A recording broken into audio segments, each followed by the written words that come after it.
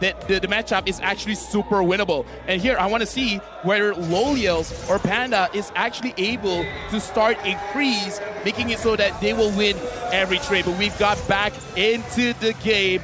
And Team HAQ, RSGMY, so far we haven't seen anything crazy except for Min, but Lingeza still secures the purple ball.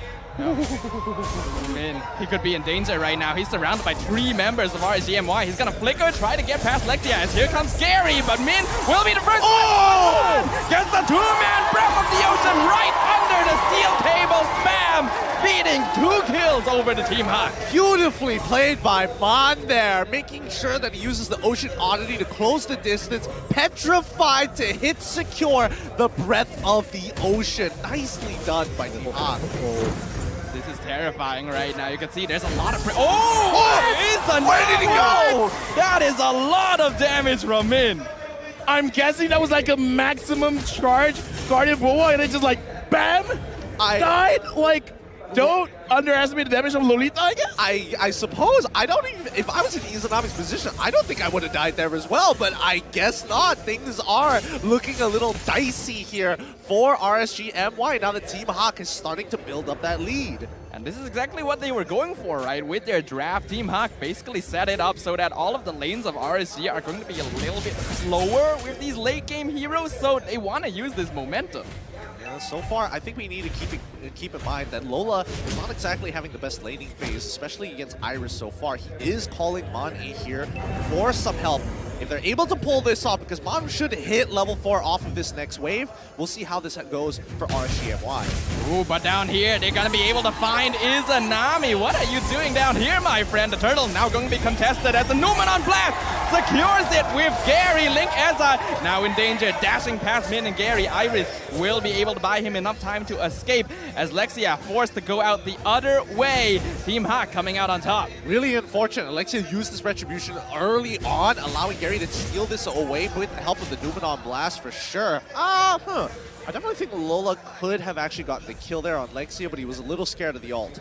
Yeah, I kind of feel like he actually got the Cyclone Eye, so he dashed away. I think maybe he was like, I want to dash a different direction, but oh well. But right now, with the pause coming in, I do want to ask, right now, Team HAQ, they've got a very good early game start. Now, what do they want to do next? Because I kind of feel like RSGMY, they can't really do much except for scaling. So now that Team HAQ, they have a small advantage. What else are they looking for? Controlling the jungle or the lanes?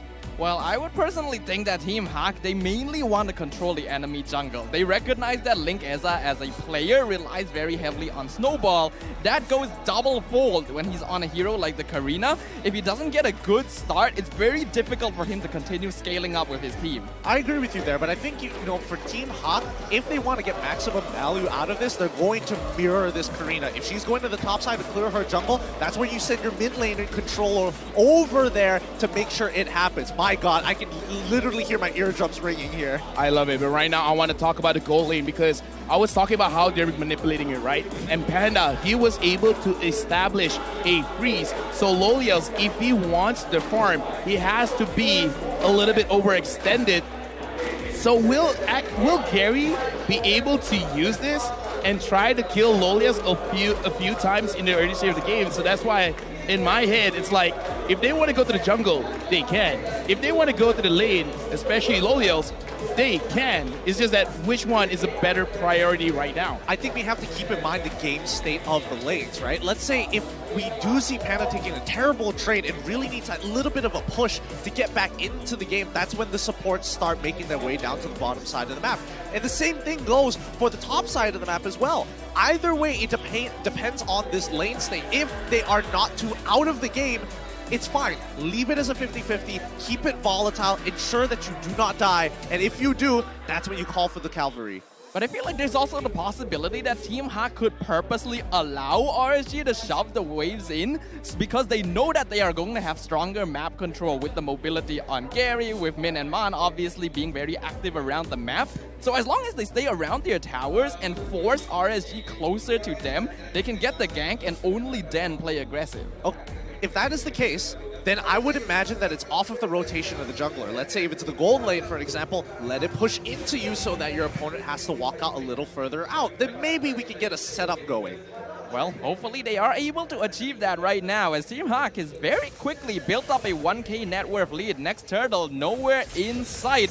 So this could be a chance for RSG to take it a bit slow if Team HAQ don't decide to push the issue. When we look at the sub-emblems, we're seeing, okay, if you have movement speed, max that out as much as possible, but Lolita opting to take more cooldowns than anything else. Just regular health and cooldowns, not even base stats for armor or magic resist.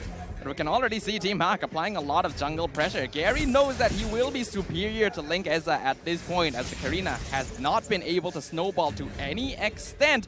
And the longer they can maintain this lead, the better position Team HAQ will be.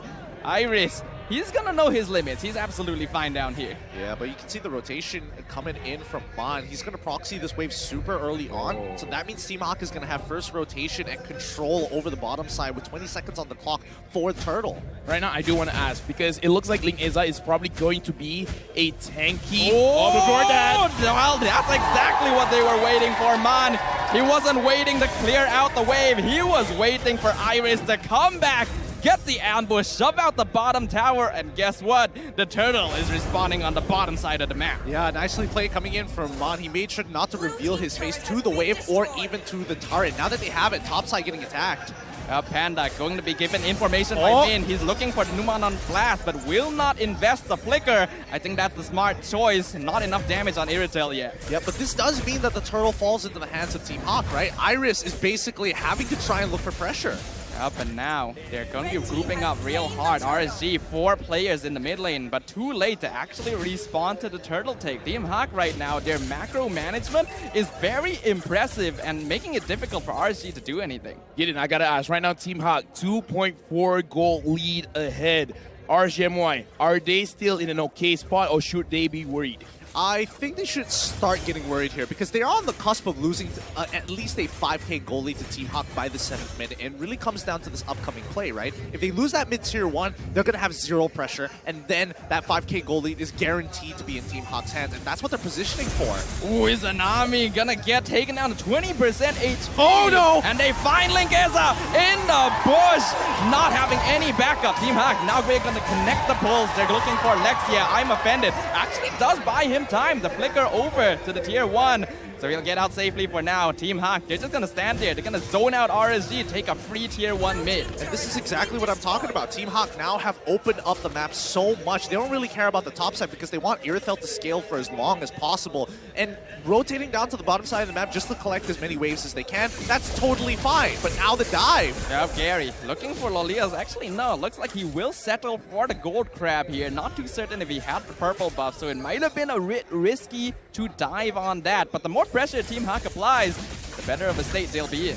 Ooh, hold on though. Lola gonna get caught out. I'm offended. 1v2 crossbow of Tang already activated. No way Lola escapes. I feel like that flicker was a little wasted. It was a little unnecessary, but here comes Gary. Yep, he's still looking for more, but this is 1v3. He drops Lexia real low, but no energy, so RSG bites back. But look at Team HAQ. They're in the bottom lane. They're pushing the tier 2. Man looking for the setup, but Panda, he's out of position. Link Eza secures it. He could chain it onto Min as well. Regen, not gonna be enough. Double kill falling into the hands of the Karina from RSGMY. Gideon, what happened? Like, all of a sudden, RSGMY, they got stronger? Man, he just missed that breath of the ocean. He needed to land it on both targets, and Link Eza was able to jump back into the middle of the fight. And Panda never stood a chance against Karina, but now Lolita's in trouble. Lola gonna get bursted down by Lolils and Izanami. RSGMY suddenly turning the tables and threatening Team HAQ in their own jungle. This is the pressure that, again, not expecting a turnaround like this. Team HAQ made very correct plays. They were looking to trade objectives to speed this game up for themselves, but RSGMY came the victors, and now they're losing all their tier 1s all at about the same time. This is pretty bad, honestly. Team HAQ, it's not as if they made a really notable mistake here. It's just RSGMY capitalizing heavily on the single opportunity they have been given. And in an instant, they are the ones with the net worth lead. We've seen games where the advantage is shifted, but I think that's the fastest shift we've seen. All of a sudden, they win up top and the bottom. I kind of want to see it all again, but it looks like an engagement here. Lola has to run away. this is pretty bad right now for Team HAQ. RSG feeling themselves. So Team HAQ, they're still grouping up. They want to take structures, but RSG have managed to pick up a couple items. It's becoming very dangerous for them. Yeah, they're just losing out on tempo right now. They can't really do too much about the situation, and now losing a tier 2 on the bottom side. Lolio's even getting himself a Winds of Nature to ensure. Oh boy. Ooh, they're looking for it. They get the Breath of the Ocean. Rough Waves doesn't finish him off. Gary will be able to chase him down. Link Eza trying to buy time, but he's not going to drop anyone low enough to get the chain. So Team HAQ gets out with 3 kills. Okay, at least that's something. At least they got the kill onto Iris. They lost their tier 2, but it's not about map pressure for Team HAQ. It's about looking about these picks, speeding this game up to get Fanny and as well as Panda in a much better position. Yep, but RSG, they know they're scaling up. They want to continue pressuring. They're now in the jungle. I'm offended, gonna find Min. They're just CCing them. Crossbow of Tang has been activated, but Gary is causing havoc. Link Eza has been found. Crossbow of Tang will find Min, connects onto Lola for the double kill, going over to Lolios. But now they've overstayed their welcome. Panda has a heavy crossbow. He gets his Anami, picks up Lexia for the triple kill, going to Team HAQ. 2 for 3 here. Really smart of Lolios to actually hold off on that Inspire and then using it in the middle of his crossbow of Tang to actually extend as it chains from one target to another. This is going to be a very important lord now. It's going to be pretty 50-50 as well, but Gary is the one around. Crossbow of Tang is available for Lolios, but he is saving it. He doesn't want to waste it. Forces out the Rough Waves from Man. Team HAQ losing control over the Lord Pit. Gary, he wants to take out Iris, but the Esmeralda, super duper tanky.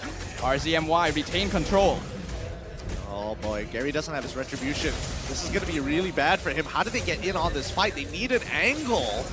But RSG are just denying every possible angle, and now Lolios, he's going really far, chasing down Min. He cannot get a crossbow of Tang, but he has Wind of Nature. Not enough though. Why are you all the way up there, my friend? Lolios falls to Team HAQ. And he had the crossbow of Tang. He greeted out for this towards the last second, and now Team HAQ can capitalize this on some more. The tier 2 should fall off of this next wave.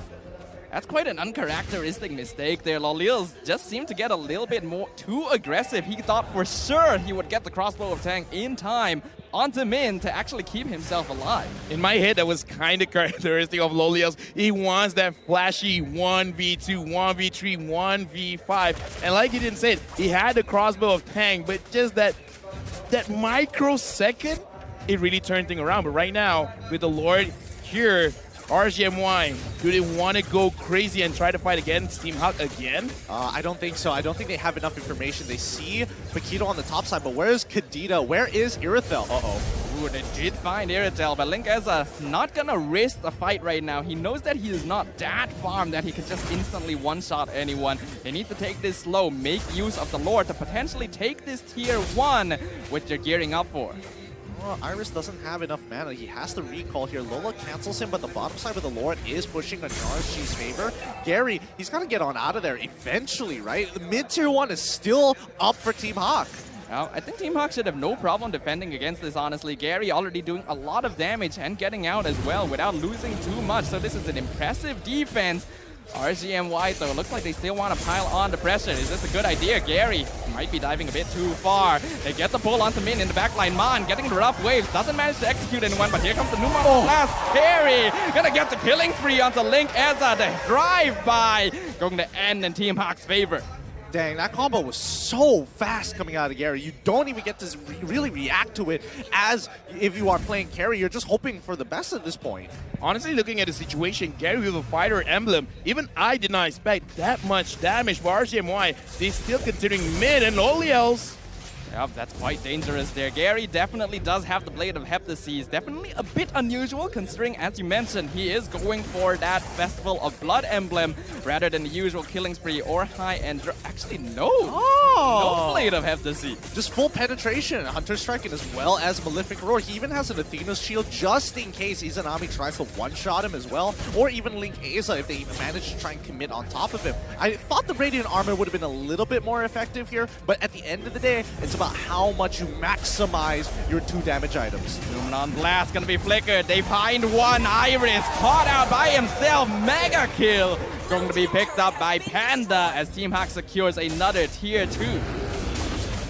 think at this stage of the game, this Luminous Lord is going to be important for both sides, but it's dead even for both of them. I think Team HAQ, they just need to play the lanes. They just need to make sure that RSG MY responds. But they walk into the bush and Man gonna get burst down instantly, giving away the crossbow of Tang Min. Gonna be able to block it for a short while, but he falls. Not before buying time for Gary though to come in. The mega kill for the Fanny. And Panda finds one for himself as well. Okay, they can actually fight for this Lord right now. They need to reset, get back to it, and Lola just needs to buy time. Lolios doesn't have the winds of nature anymore, so this could be a big vulnerability for RSG MY.